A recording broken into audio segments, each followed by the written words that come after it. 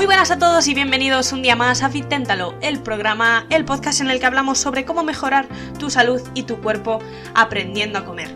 Bien, en el programa de hoy vamos a hablar sobre la famosa proteína, pero desde una perspectiva un poco más diferente, adaptándonos a las circunstancias actuales de confinamiento y a las circunstancias de que todo el mundo está entrenando así un poco pichipacha, pues con una intensidad quizás menor a la que acostumbra.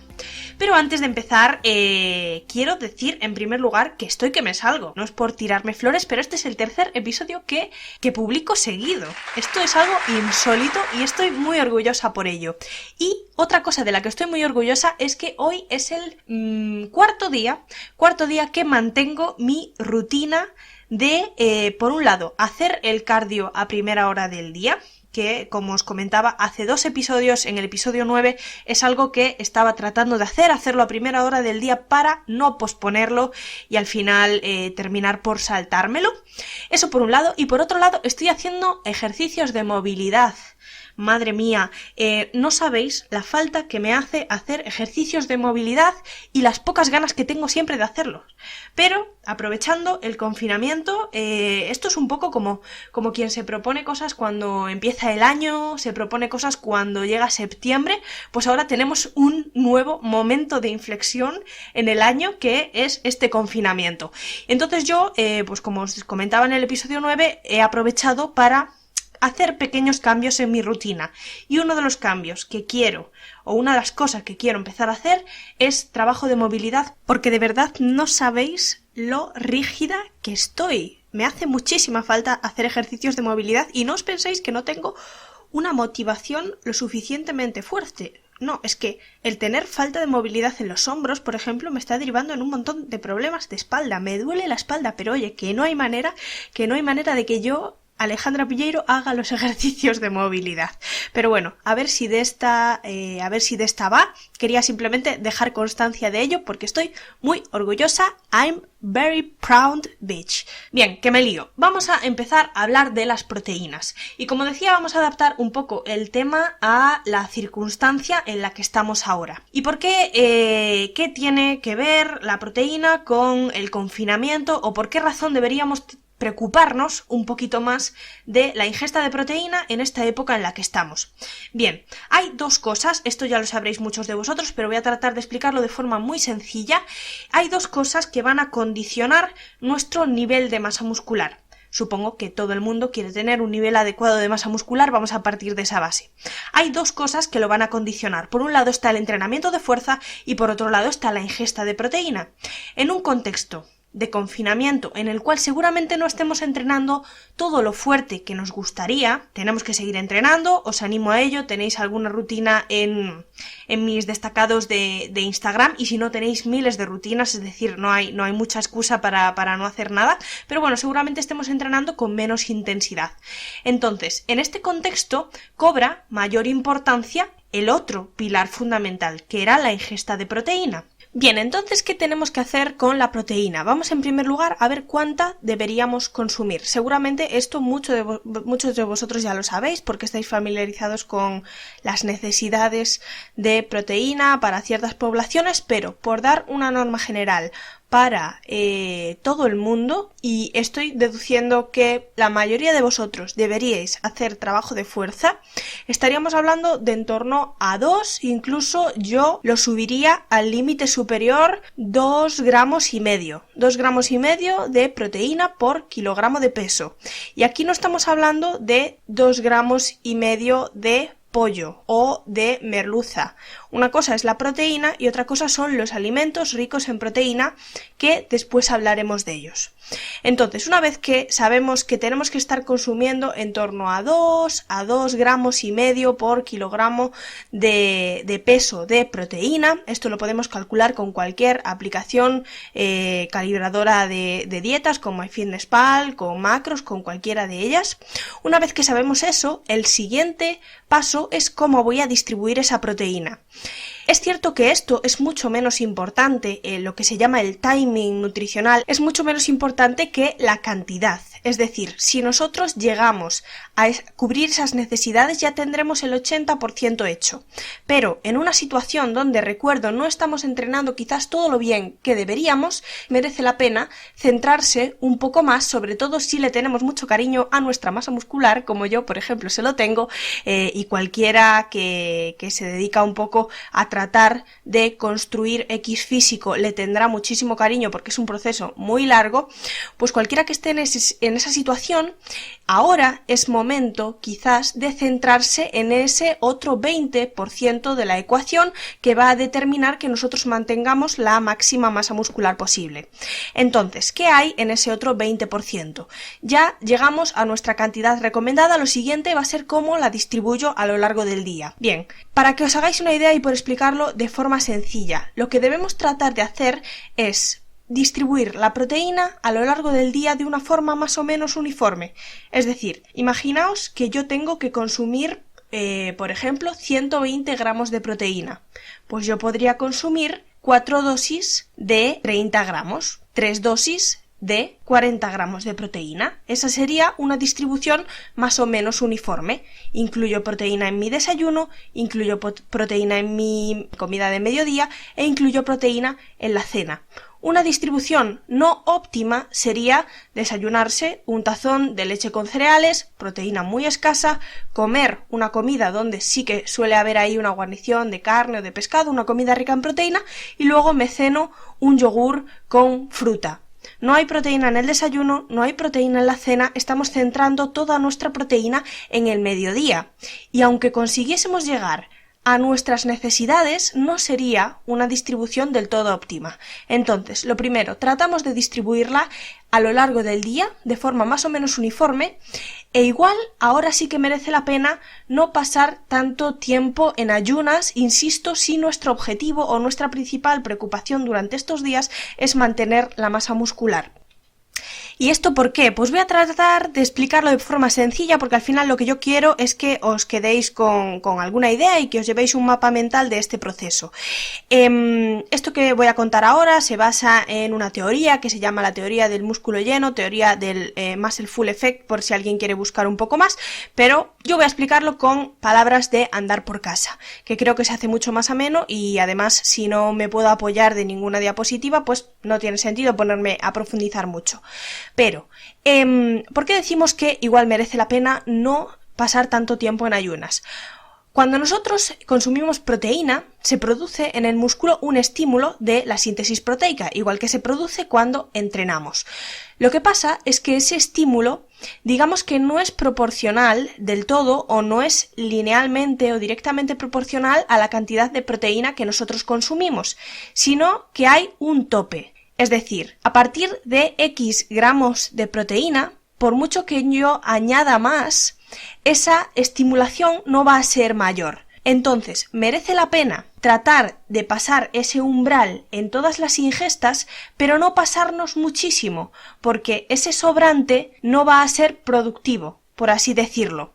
Merece más la pena distribuir nuestra ingesta de proteína en 5 tomas, por ejemplo, y no en 2 tomas muy grandes, porque ahí nos estarán sobrando muchos gramos de proteína por encima de ese umbral a partir del cual dijimos que ya no por añadir más se va a estimular más. Merece más la pena entonces tener más picos, en este caso, en este ejemplo que estamos poniendo, 5 picos, aunque sean un poquito más pequeños, que 2 un poco más grandes, porque esos 2 un poco más grandes en magnitud nunca van a llegar a equiparar a los 5 más pequeños. No sé si me estoy consiguiendo explicar. Porque hemos dicho, recordemos que la respuesta no era proporcional. Había un umbral máximo a partir del cual parece que el músculo deja de responder. Esa es la razón por la cual 2 no sean igual, aunque yo esté consumiendo en total la misma cantidad de proteína, la estimulación en 2 tomas no parece ser igual que si lo tomamos en 5. Y aquí ya digo, esto es una teoría, pero ante la duda, y si nosotros, insisto, nuestra prioridad es mantener la masa muscular, pues en esta ocasión quizás merece la pena ponerse un poquito más minucioso con este tipo de asuntos. Y para que tengáis unos datos un poco más concretos, sacad papel y boli. ¿De cuántos gramos de proteína estamos hablando por toma? Parece ser que la estimulación máxima se produce en torno a los 20-40 gramos de proteína por cada una de las tomas. Diríamos que ese es el umbral que debemos sobrepasar, el umbral inferior, por así decirlo. Entre 20 y 40. ¿Por qué este rango? Porque va a depender un poco de nuestro peso corporal, obviamente, y va a depender también de nuestra edad. Conforme nosotros cumplimos años, nuestra resistencia al anabolismo es mayor. Entonces, en personas mayores nos vamos a quedar en el rango más superior, y en personas jóvenes que ya de por sí tienen una sensibilidad al anabolismo mucho mejor, nos vamos a quedar en un rango un poco más bajo. Bien, y ahora que ya tenemos claro esto, vamos a empezar a hablar de alimentos ricos en proteína. Y voy a dejar de lado los suplementos porque me consta, y como es normal, que mucha gente no quiere hacer un pedido de proteínas en la situación en la que estamos ahora, pues porque no quiere que el repartidor, una persona que está expuesta, bueno, sabéis por dónde van los tiros. O si en definitiva tú no quieres consumir suplementos, pues te preguntarás si se puede llegar a esta cantidad, que observaréis que es relativamente alta de proteínas sin recurrir a los suplementos. Entonces, en este episodio vamos a hablar también de fuentes de proteína más allá de la carne o el pescado. Y la primera fuente de proteína que os quiero presentar, esto como digo, podéis descubrir, no voy aquí a detallar la composición nutricional de cada uno de los alimentos, lo podéis buscar en internet, lo podéis buscar en cualquier aplicación como las que os comentaba antes, MyFitnessPal o cualquier calibrador de ese estilo. El primero que os quiero presentar, y que es también un alimento de origen animal, pero que muchas veces no se suele tener tan en cuenta, son los mariscos. Las gambas, por ejemplo, los langostinos, los mejillones, los calamares. Todos esos alimentos son muy ricos en proteínas al nivel de la carne o el pescado, casi al mismo nivel. Hay pequeñas diferencias entre unos y otros, pero es una forma diferente de meter proteína y no tener que estar todo el rato a base de pechuga de pollo, pechuga de pollo, pechuga de pollo. Entonces, lo primero, mariscos. Segundo, otro alimento también de origen animal que todo el mundo utilizará como fuente de proteína, los huevos. Pero más allá de los huevos podemos, si nos cuesta llegar a la proteína sin pasarnos de las calorías totales, podemos hacer uso de las claras solas. Hubo un tiempo, esto va por modas, hubo un tiempo en el cual las claras de huevo eran la leche, eran la panacea, la gente se las tomaba hasta crudas. No lo hagáis, por favor, no es digerible, tiene antinutrientes, no lo hagáis, cocinadlas siempre. Pero eso, que hubo un tiempo en el que estuvieron muy de moda. Luego pasaron a ser un ultraprocesado, y que madre mía, cómo desechamos las yemas del huevo, si en la yema del huevo están los nutrientes, los ácidos grasos, real food, patatín patatán. Hemos pasado al otro extremo y ahora parece que las claras de huevo no sirven para nada. Esto no tiene por qué ser así. Al final todo depende de cómo sea tu dieta en general y de si estás llegando a tus objetivos de macronutrientes o si estás llegando a tu objetivo general de necesidades. Entonces, si estás en la situación, como seguramente muchos de vosotros estéis en esta situación porque no estamos haciendo excesivo deporte, no nos estamos moviendo mucho, por mucho que hagas 20 minutos de bici estática en tu casa, es muy poquito gasto el que estamos teniendo estos días. Entonces, seguramente estemos en la situación de que nos cuesta llegar a estos gramos de proteína que comento sin pasarnos de calorías o sin pasarnos de otro macronutriente. Entonces, en esta situación podemos hacer uso de las claras de huevo. ¿Y cómo podemos usar las claras de huevo? Por poner algunos ejemplos de recetas, podemos buscar recetas de tortitas de avena con clara de huevo. En vez de echar el huevo entero, pues le echo la clara, que quedan estupendamente bien también. Podemos hacer gachas de avena. Hay una receta de gachas de avena con clara de huevo. Esto no a todo el mundo le gusta, soy consciente de ello, pero bueno, podéis buscarla también y darle una oportunidad. Siguiente opción, darle más volumen a las tortillas francesas, por ejemplo, solo con clara. Una tortilla solo de claras, pues eso es un mojón que no hay quien se lo coma, ahí estamos de acuerdo. Pero si te haces una tortilla, imagínate, con 2 huevos enteros, seguramente te quedes corto de proteína. Insisto, estos son problemas que si alguien se hace la dieta con los 2 gramos y medio que estoy comentando, va a tener seguramente. Entonces, puedo hacérmelo con 2 huevos y añadir un poco más de claras extra. Las claras las venden en botella directamente pasteurizadas, son perfectamente válidas. Entonces, ahí quedan esas ideas. Siguientes alimentos, los lácteos. Los lácteos, especialmente, estamos otra vez en la misma situación que con el huevo. En esta ocasión, quizás merece la pena optar por lácteos desnatados, porque así podremos meter esas grasas que nos estamos ahorrando en forma de otro alimento. Pues puedo echar aguacate, puedo echarle frutos secos o simplemente me las puedo ahorrar porque no me hacen falta, porque no me estoy moviendo ni un cagao. Entonces, ¿qué lácteos desnatados pueden ser buena opción? El queso fresco de Burgos desnatado, una opción estupenda para hacerte unas tostadas en el desayuno y meter alguna fuente de proteína, para hacerte ensaladas junto con atún, por ejemplo, y un huevo. Maravilloso. Otra opción de lácteo, el queso cottage. El queso cottage es como una especie de requesón, lo hay ahora en un montón de supermercados, echadle ahí un ojo a la sección en la sección de quesos suele estar, y está muy bueno también para meter con cualquier cosa. A mí me gusta con cualquier cosa. Hay uno en especial de una marca que es la marca Exquisa, creo que es, no sé si es el del Mercadona, no, creo que no, del Lidl puede ser, no lo sé, pero está saladito y está muy bueno pues para tomar incluso con una zanahoria cortada en palitos, y para tomártelo así directamente, lo puedes echar en una tostada, lo puedes echar donde quieras. Entonces, siguiente, queso cottage. Otro alimento muy recurrente en el mundo del fitness es el queso fresco batido. El queso fresco batido es como si fuese un yogur natural, un poco más agrio, pero muy rico en proteínas y muy bajo en grasas. Incluso Mercadona tiene una línea de alimentos enriquecidos en proteína. El envase es así rojo y pone más proteínas, y tiene una versión de queso fresco batido que, además de las proteínas que ya tiene él en sí naturalmente, le han añadido un poco más, entonces todavía tiene más ese alimento. Pero bueno, cualquier queso fresco batido os sirve de opción para haceros un bol con fruta cortada, frutos secos, un poco de avena, cualquier cosa. Es una opción también muy cómoda y maravillosa ahora que empiece un poco el calor, para el desayuno o para algún postre. Si tú te tomabas, por poner un ejemplo, un yogur desnatado en el postre, puedes hacer simplemente este sencillo cambio. Me cambio el yogur natural por este queso fresco batido, no vas a notar mucho el cambio, no vas a notar mucho la diferencia, y estarás aportando un poquito más de proteínas, que nunca viene mal.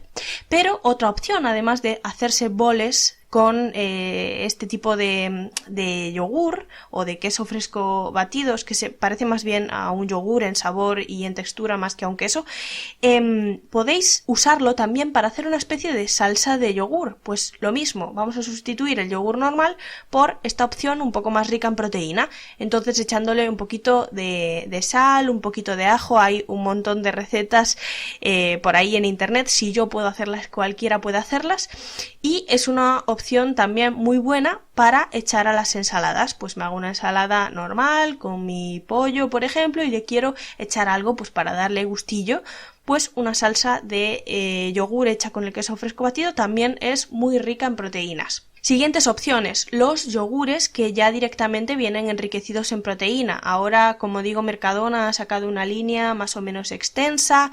Hay otros yogures ricos en proteína, como por ejemplo el Skyr, es un lácteo más bien, no un yogur. El Skyr, que lo tenéis en Lidl, ahora lo tenéis en cualquier otro lado. El problema de este tipo de alimentos es que son en proporción más caros que, por ejemplo, el queso fresco batido. Entonces, si vais a hacer mucho uso de él, seguramente os salga más rentable compraros un bote grande de queso fresco batido y no un pack de este tipo de yogures, que veréis que el precio es un poco más elevado por ahora. Y ahora, para terminar, vamos a hablar de los alimentos de origen vegetal. Hasta ahora todos los alimentos eran de origen animal. A mí personalmente los alimentos de origen vegetal que más me gustan como fuente de proteína, tanto por la cantidad de proteína que contienen como por la calidad de la misma son los derivados de soja. Y aquí quizás los que más tenemos accesibles son la soja texturizada, que es de estos dos el que más proteína tiene, y el tofu. Otros alimentos como por ejemplo el seitán, que también lo empieza a ver en un montón de... El seitán no es un derivado de soja, es un derivado del gluten de gluten de trigo básicamente. Lo empieza a ver disponible en la mayoría de supermercados también. Lo que pasa es que es más fácil encontrarse un ultraprocesado o un producto bastante basura a base de seitán. La mayoría de estas hamburguesas de seitán, además de que objetivamente la calidad de su proteína es peor a la de los derivados de soja, el producto en sí también seguramente sea peor si no tenemos la precaución de buscarlo bien, porque suele ir acompañado el seitán de harinas refinadas, aceites refinados, lo hacen toda una masa, forman una hamburguesa. Supongo que sabréis a lo que me refiero, y si no, simplemente la próxima vez que vayáis al supermercado pues os fijáis un poco. Entonces, como fuente de proteína, también por su accesibilidad, insisto, por la calidad y por la cantidad de la proteína, la soja texturizada la tenéis ahora en Mercadona, y de la marca del granero integral la tenéis en otros supermercados también, y el tofu. Hay otros alimentos que son buena fuente de proteína, como puede ser el Eura, como puede ser la Beyond Meat o cosas así más sofisticadas, pero bueno, quizás no todo el mundo tiene a la vuelta de la esquina un supermercado o una tienda donde los haya, así que nos vamos a quedar con esos dos. Y después, otra fuente de proteína que podemos considerar son las legumbres, garbanzos, lentejas, habichuelas, habas judías. Ese tipo de alimentos también son bastante ricos en proteína. Lo que pasa es que tienen hidratos de carbono asociados, igual que por ejemplo puede pasar con el cacahuete. Nadie echa en falta aquí el cacahuete como fuente de proteína. El problema del cacahuete como fuente de proteína es que sí que tiene una cantidad más o menos considerable de proteína, pero si pretendemos cubrir esos 2 gramos y medio de proteína a base de cacahuetes, se nos van a disparar las grasas, se nos van a disparar las calorías. Si no, simplemente haced la prueba. Cualquiera que ha calibrado una dieta en algún momento lo sabrá. Entonces, las legumbres, ¿qué pasa con ellas? Que aunque es cierto que por sí solas tampoco tienen muchísima proteína, lo que podemos hacer es, si nos cuesta llegar a las recomendaciones, cambiar nuestra guarnición normal por legumbre. Es decir, si nosotros tomábamos arroz con pollo, podemos empezar a tomar pollo con legumbre. Sustituimos el arroz por una legumbre y ahí estaremos aportando un poquito más de proteína. Las legumbres no tienen por qué ser plato único. Pueden serlo, pero no tienen por qué. Entonces, haciendo este sencillo cambio, podemos construir un plato muy, muy rico en proteínas. Una legumbre, una carne, un pescado, unos huevos. Podemos darle más volumen a los huevos con las claras, si fuese necesario. De postre, un poco de queso fresco batido, y tenemos ahí una comida con muchísimos gramos de proteína. Así que nada, hasta aquí el episodio de hoy, un poquito más largo que de costumbre. Espero que se haya hecho ameno y espero sobre todo que hayáis aprendido algo, hayáis sacado algo en limpio. Y antes de despedirme, recordaros que podéis contactar conmigo a través de fitentalo.com. En fitentalo.com tenéis un apartado de contacto donde me podéis escribir para enviarme cualquier pregunta que queréis que responda en el podcast. Lo podéis dejar también en los comentarios, y si queréis que sea yo la que os lleve la alimentación, también por favor contactad conmigo a través del formulario de la página web, no a través de mensaje directo de Instagram ni de ningún otro medio, porque si no me vuelvo loca. Así que nada, nos leemos y nos escuchamos en próximos episodios. Espero vuestras preguntas y espero también, por un lado, que compartáis este episodio si os ha gustado, si os ha aportado algo, si no, no. Y espero también que hagáis vuestros ejercicios de movilidad, porque si no, se os va a pinzar el ciático, no un ciático, sino ambos, y os vais a quedar tronzados para toda la cuarentena. ¡Chao!